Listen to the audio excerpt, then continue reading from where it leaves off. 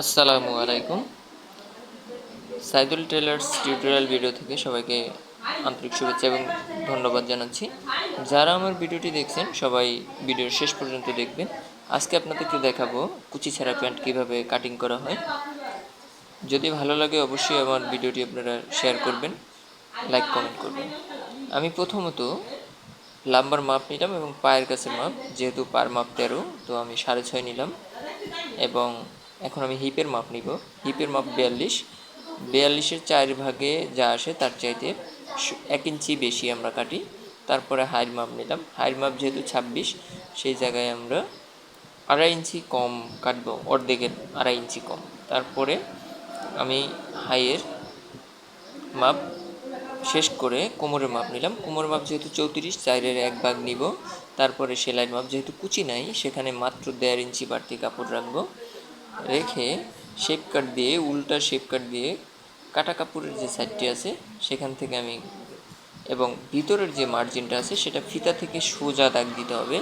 এখানে কোনো ধরনের শেপ হবে না। তো আমার মাপের এখন কাটিং শুরু হচ্ছে। মাথাটা একটু অ্যারো হবে, সেখান থেকে আমি অ্যারো কাটিং করলাম। এখন আমি যে সাইডটা আমার গায়ের সাইডে ছিল ওই সাইডটা আমি এখন সোজা কাটতেছি, মানে এটা পকেটের সাইডের সোজা পার্ট। তো কাটলাম, কাটার পরে নিচের করলাম, করার পরে এখানে ওই যে হাইড সাইড আছে, হাইড সাইড সুন্দর করে রাউন্ড করে এটা কাটিং করতে হবে। এটাকে যদি আপনারা না বুঝেন ভিডিও, অবশ্যই কমেন্ট করে জানাবেন। আমি পুরোপুরি আবার রিটার্ন ভিডিও দিয়ে আপনাদেরকে বোঝানোর মতন ব্যবস্থা করে দেবো। অনেকে কাজ জানেন কিন্তু প্যান্ট কাটিং করতে পারেন না, তাদের জন্য সহজ পদ্ধতিতে এই প্যান্ট কাটিং। আমি কিন্তু কাপড়টা ডাবল ভাঁজ ধরছি। ডাবল ভাঁজ ধরে যে ফাড়া পাটটা থাকে ওইটা গায়ের পাশে রাখতে হবে, তারপরে কিন্তু সুন্দরভাবে বিছিয়ে কাটতে হবে। তো আমার সামনের পাট কিন্তু কাটিং করা শেষ হয়ে গেছে। এখন এই যে সামনের পার্ট, তার পরবর্তীতে আমি পিছনের পার্ট আমি কাটবো। তো যেই পার্টটা আমার ডান সাইডে ছিল, সামনের পার্টটা কাটা হয়েছে কোমরের সাইড, সেটা কিন্তু আমি মেন পার্টটা কিন্তু দেখবেন কিভাবে কাটি। এটা দাগ দিয়ে নিলাম, উল্টা এবং ভাঁজ দাগ দিয়ে নিলাম। তার পরবর্তীতে আপনার ওই পার্টটা আবারও নিচ্ছে, যেটা আমার কাপড়ের সাইড আছে। তো যেটা আমার কোমরের সাইড ছিল ওইটা পায়ের কাছে নিয়েছি, এবং পায়ের সাইডটা যেহেতু চ্যাপটা কাপড় সেটা কোমরের সাইডে নিয়েছি। এটা নিচে সমান করে ধরে এটার উপরে ফালাবো। ফালাইয়ে শেপ কাট দিয়ে যেখানে আমি হিপের মাপটা দিয়েছিলাম, এই হিপের মাপটা হাইয়ের এখান দিয়ে সোজা একটা দাগ দিয়ে একটু অ্যারো করে দিতে হবে। ওখানে আমি এখন হিপের দাগ দিলাম, এবং পায়ের ওখানে ব্যাক পার্টে 1.5 ইঞ্চি সেলাইয়ের কাপড় বেশি রাখতে হবে। তো 1.5 ইঞ্চিতে দাগ দিলাম। এখন আমি হিপের মাপ নিচ্ছি, যেহেতু 42, সেখানে 42 নেওয়ার পর 1/2 ইঞ্চি কিন্তু সেলাইয়ের বাড়তি কাপড় রাখতে হবে সাইডে। নেওয়ার পর শেপ কাট দিয়ে দাগ দিয়ে নিলাম, সুন্দর করে দাগ দিয়ে আমি এখন অ্যারো করে নিলাম। এই অ্যারো একটা চিহ্ন দিয়ে দিলাম, খুব সুন্দর করে রাউন্ড শেপ দিয়ে দিলাম। তার পরবর্তীতে এখন আমি রানের মাপ নিচ্ছি, সামনের পাটে কত আছে। তারপরে 26.5 নিব, মানে সেলাই 1/2 ইঞ্চি, এবং কমপ্লিট আমার ওখানে 26 থাকবে। তো 26-এ আমি দাগ দিলাম। দাগ দেওয়ার পরে আমি এখন শেপ কাট দিয়ে সুন্দরভাবে রাউন্ড শেপ, সোজা করে রাউন্ড শেপ দিয়ে দেবো। এই যে রাউন্ড শেপ দিয়ে দিয়েছি। এখন আমার হাইয়ের মাপটা নিচ্ছি, হাইয়ের মাপটা সুন্দর করে নিলাম সামনের পাটে। এখন পিছনের পাটটা যেহেতু হাই 26, তো 25.5-এ আমি দাগ দিলাম। উপরে বেল্টের জন্য 1/2 ইঞ্চি থাকবে। যতটাই রাউন্ড আসুক না কেন, এইভাবে কিন্তু আপনাদের কাটিং করতে হবে। এই সেলাই গোড়ায় এভাবে রাখতে হবে, সমান করে দাগ দিতে হবে। তারপরে দাগ দিয়ে উপরে কোমরের মাপ 34 রেখে 1.5 ইঞ্চি কুচি এবং সেলাইয়ের জন্য 1.5 ইঞ্চি বাড়তি কাপড় রাখতে হবে। এটা একটা রাউন্ড কাটিং করতে হবে। এই যে সোজা পাটটা যে সাইডে থাকে বাহির পাশ বলে, বাইরের সেলাইটা আপনারা দেখবেন যে এখানে হিপের নিচে রানের এখানে একটা শেপ হবে, 1/2 ইঞ্চি ধরনের শেপ হবে। এখন আমি হাইড সাইড রাখতেছি, সেলাইয়ের কাপড় বাড়তি রাখতেছি, আর নিচ থেকে সমান। এখন ওখানে সেলাইয়ের কাপড় একটু বাড়তি রেখে দাগের বাইরের পাশ থেকে কিন্তু সবসময় আপনাদের কাটিং করতে হবে, খেয়াল রাখতে হবে দাগের বাইরের পাশে কাটিং করা। এখন আমি কাটিং করে নিলাম এখান থেকে রাউন্ড। এই যে এখন কিন্তু যখন হিপের নিচে চলে গেছি, তখন কিন্তু আপনার দাগ থেকে 1/2 ইঞ্চি ভিতরে সোজা করে কিন্তু কেটে দিচ্ছি। এই যে কেটে দিলাম, এখন সমান করে নিচ্ছি। তো এখন আপনাদের পায়ের 4টি পার্ট কিন্তু কাটা কমপ্লিট। এখন আপনার 100% যে মেইন মাপটা, সেই মাপটা কিন্তু হয়ে যাবে সেলাইয়ের সময়। এখানে আপনার কোনো রকমের এখন কিন্তু ব্যাক পকেটের একটা চিহ্ন দিয়ে দিলাম। ওখানে 3.5 ইঞ্চি কুচি হবে এবং 3.5 ইঞ্চি নিচে পকেটটা হবে। তো আপনারা দেখতেছেন এখানে কিন্তু না বুঝলে আপনারা আমাকে অবশ্যই কমেন্ট করবেন। উল্টাপাল্টা দাগটা কিন্তু দিয়ে নিচ্ছি এবং পকেট কোথায় কোন বরাবর হবে 5 ইঞ্চি বাই 3.5 ইঞ্চি দাগ দিয়ে দিলাম। এই বরাবর কিন্তু ব্যাক পকেট হবে, একটা পকেট হবে, সেই পকেট হবে ডান পাশে। আপনারা সবসময় খেয়াল রাখবেন যে ডান পাশে প্যান্টের পকেট হয়। তো আমার এখন কিন্তু 4টি পার্ট কাটা শেষ, সামনের 2 পার্ট, ব্যাক পিছনের মানে যেটা ব্যাক পার্ট বলা হয়, পিছনের 2টা পার্ট কাটা হয়ে গেছে। এখন আমি যোগালি কাটিং করব। কী কী লাগবে? এখন আমি কাটতেছি ব্যাক পকেটের বন 2টা, 7 ইঞ্চি পরিমাণের ব্যাক পকেটের বন নিয়ে নেবেন। তারপরে কিন্তু সামনের পকেটের পাইপিংয়ের জন্য 9.5 ইঞ্চি কাপড় নিয়ে নেবেন সাইড থেকে যে কাপড়। এখন কাটবো সামনের পকেটের জাতি বলে ভিতরে, সেই জাতি 9.5 ইঞ্চি বাই 3.5 ইঞ্চি চ্যাপটা করে কাটিং করে নেবেন। এই যে সুন্দরভাবে 2টার জন্য 2টা কাটিং করে নিয়েছি। এখন এটা টুকরা কোথায় এটা হচ্ছে ফ্লাই, চেনের বাম পাশের যেটা ফ্লাই, সেই ফ্লাইটা এখন কিন্তু কাটিং করছি। তারপরে নিব এটা হচ্ছে চেইনের ডাইনা, মানে ডান পাশে থাকবে, সেই ডাইনাটা 9.5 ইঞ্চি এবং উপরে 3.5 ইঞ্চি চ্যাপটা কাটিং করবে। তাহলে কিন্তু হয়ে যাবে যে ডাইনাটা কাটা কমপ্লিট। আমার কথা যদি আপনারা না বুঝতে পারেন তাহলে অবশ্যই কমেন্ট করবেন, অবশ্যই আমি আপনাদেরকে বুঝিয়ে দিব। এভাবে হলে কিন্তু আপনারা কমপ্লিটলি আমার প্যান্টের কাটিং দেখলে আপনারা, এখন কিন্তু ব্যাক পকেটের জাতি আছে, সেই জাতিটা কেটে নিলাম 3.5 ইঞ্চি বাই 7 ইঞ্চি জাতিটা কেটে নিলাম, তাহলেই হয়ে যাবে। তো এখন যোগালি কাটা শেষ। তারপরে আপনার এখন পরবর্তী ধাপে হলো আমাদের ওভারলক করা। তো আপনারা দেখবেন আমি কীভাবে ওভারলক করতেছি। এই যে ওভারলক মেশিনে এখন আমি প্যান্টের ব্যাক পকেটের জাতি 2 পাশে সোজা যে 7 ইঞ্চি লম্বা সেট, ওই 2 পাশে পাশে মানে উল্টা এবং ভাও 2টা, তো পাশে আমি ওভারলক করে নিচ্ছি। এটা হচ্ছে প্যান্টের ডাইনাটা আমি একটু ওভারলক করে নিলাম পাশে। তারপরে হলো এটা হলো পাইপিং সামনের পকেটের নিচ থেকে, নিচের যে ছোট পার্টটা আছে সেখানে কিন্তু আমরা ওভারলক করে নিব। এবং এটা হচ্ছে যে সামনের পকেটের জাতির রাউন্ড শেপ থেকে ভিতরে যে সাইডটা থাকবে ওই সাইডটা আমরা কমপ্লিটলি ভাবে করে নেব, ওভারলক করে নেব। তো ওভারলক করে নিচ্ছি। আমাদের এখন যোগালির ওভারলক শেষ। এখন আমরা মেন পার্টে যাব।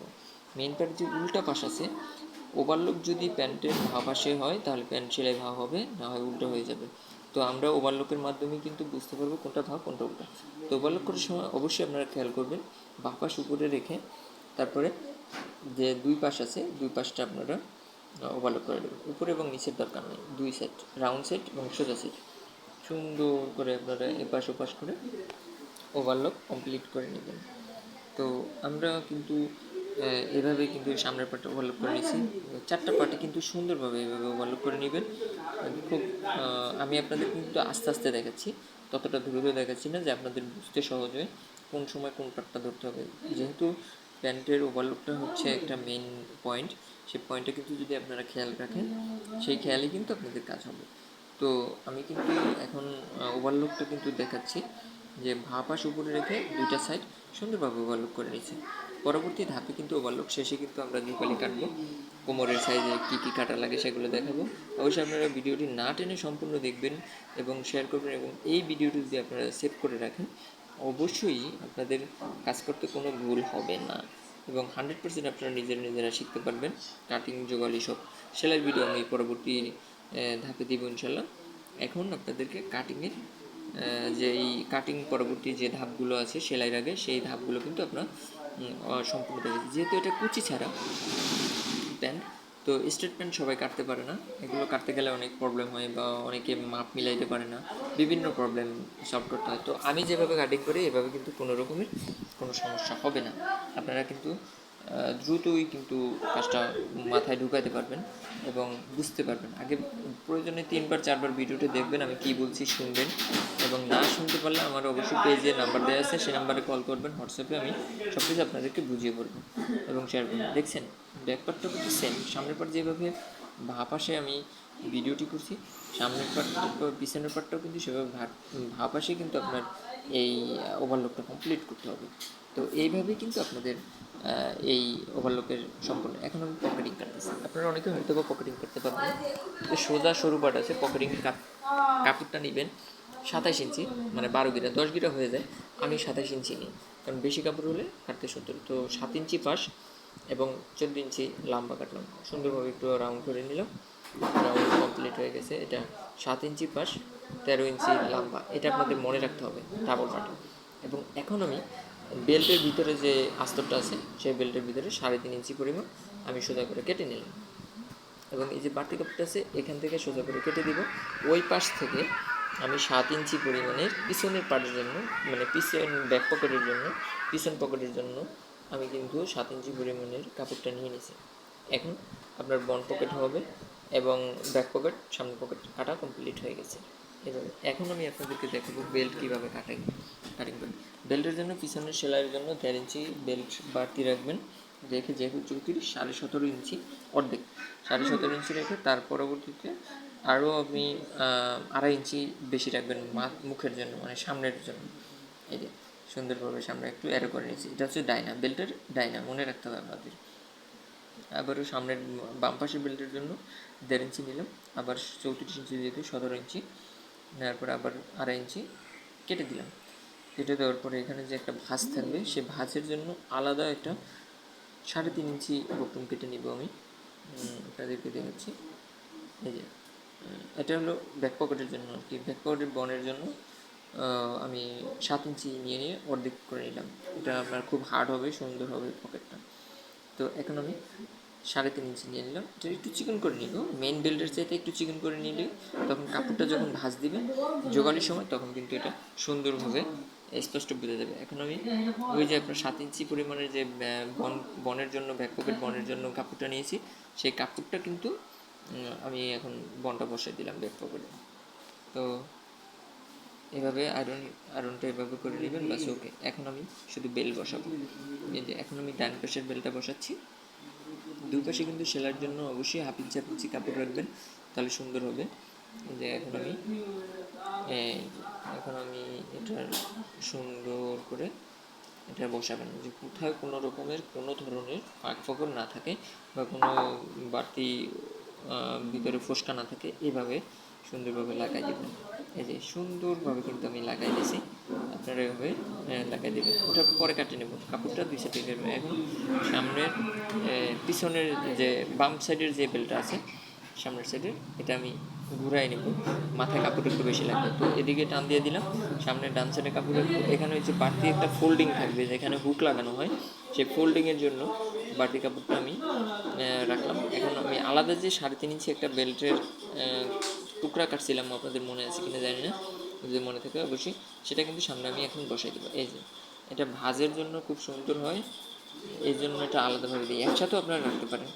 তো এই যে এখন আমি এটা কেটে নিব, কেটে নিয়েছি। এই যে কেটে নিলাম, কেটে নেওয়ার পর এটা ভাঁজ দিয়ে নেবেন সুন্দরভাবে হুক লাগানোর জন্য। এই যে আমি ভাঁজ দিয়ে নিলাম। তো ভাঁজ দেওয়ার পরে শেষ কাজ আমাদের কিন্তু এ পর্যন্ত যোগালি নেওয়া শেষ হয়ে গেছে। বন্ধুরা, আপনারা যারা সুন্দর সুন্দর ভিডিও পেতে চান, কাজের টিউটোরিয়াল ভিডিও পেতে চান টেলার্সের কাজের জন্য,